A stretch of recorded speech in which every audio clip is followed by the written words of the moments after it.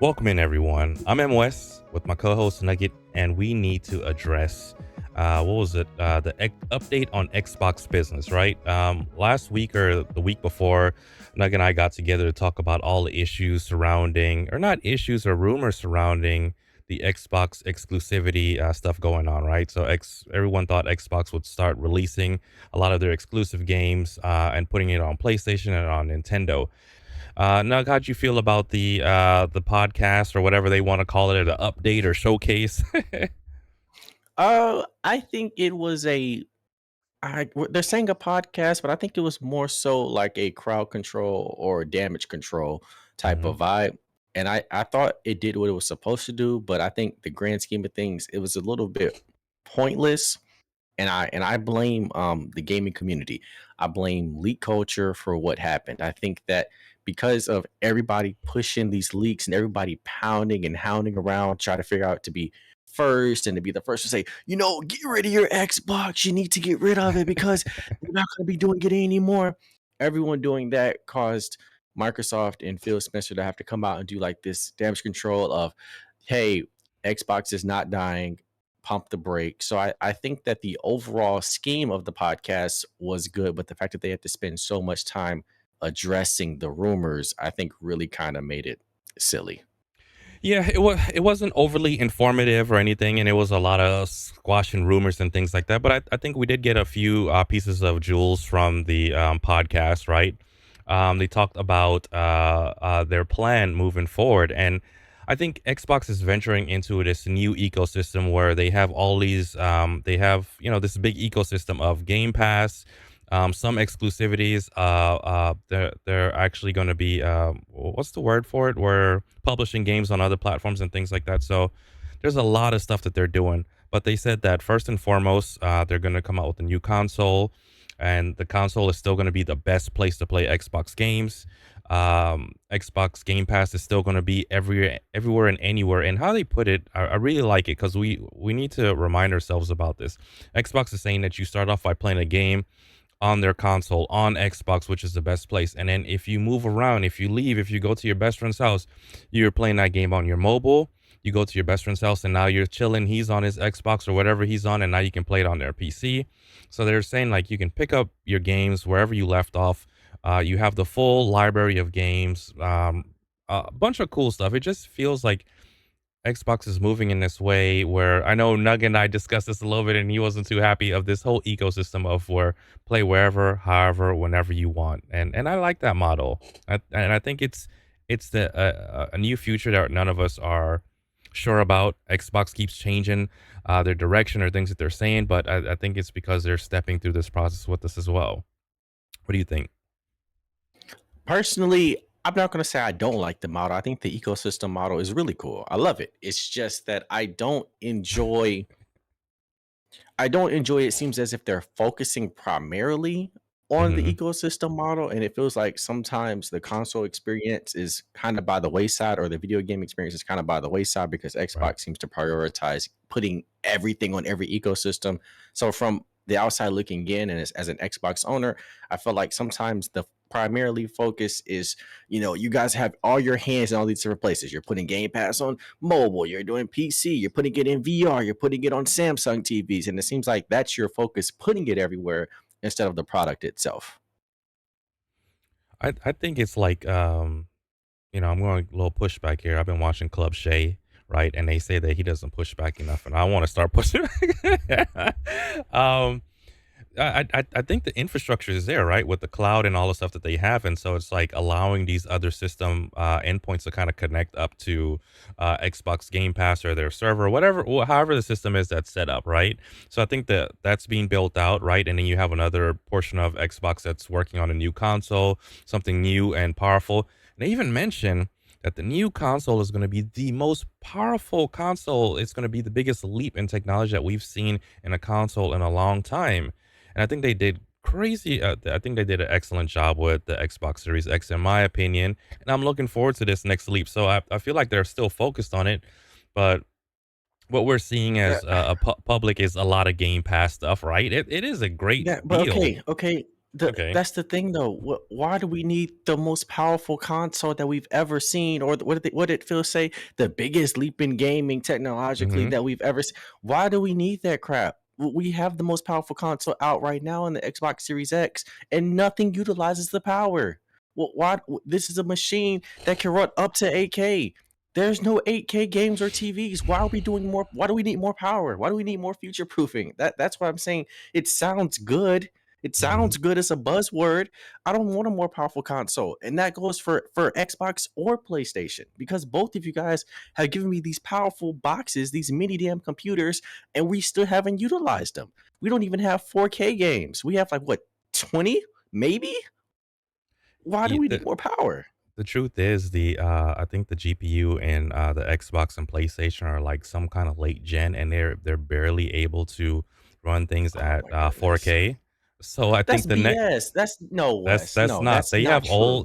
older graphic cards, like, they're on, like, West. the lower end. I promise you this There, is a thing. take out. I don't know if you have the boxes. I used to Mhm. have the box. People out there, Mhm. look at the box for your Xbox Series Mhm. X and your PS5. These Mhm. things go up to 8K. You're not going to sit here and tell me that the GPUs that you put in here can barely run 4K, and you're advertising 8K on both boxes. That I'm not going for that. I They can run it's a 4K just upscale. fine.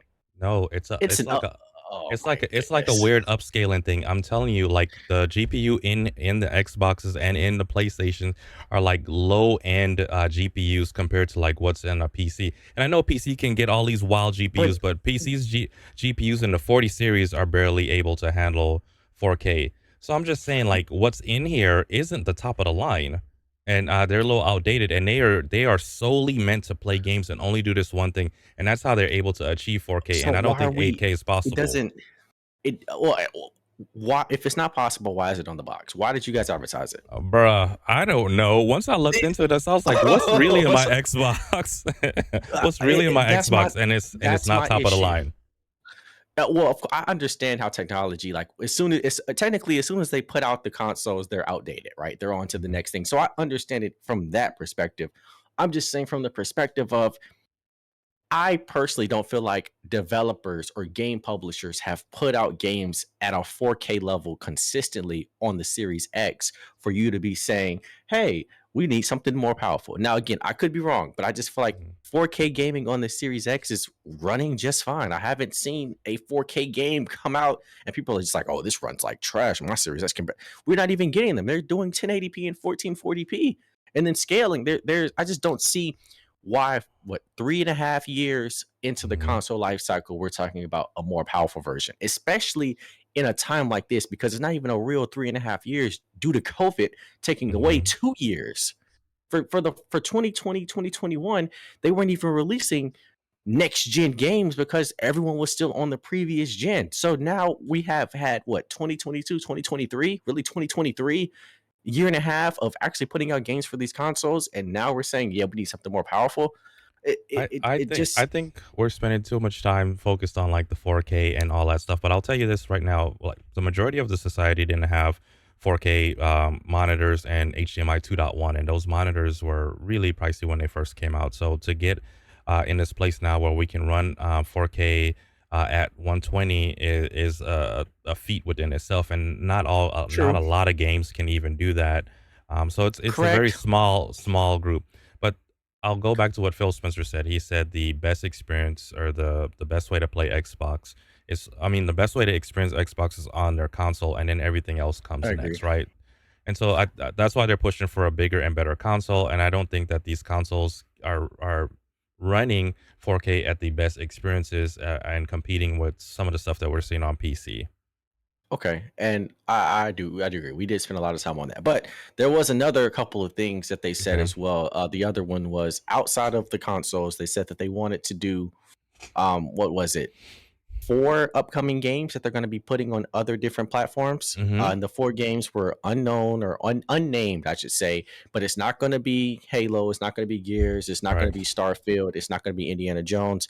So a lot of people are speculating that it's going to be maybe Hi-Fi Rush, maybe Sea of Thieves, maybe Grounded, because Phil said something along the lines of these are going to be games that have been on Game Pass previously for Right. over a year.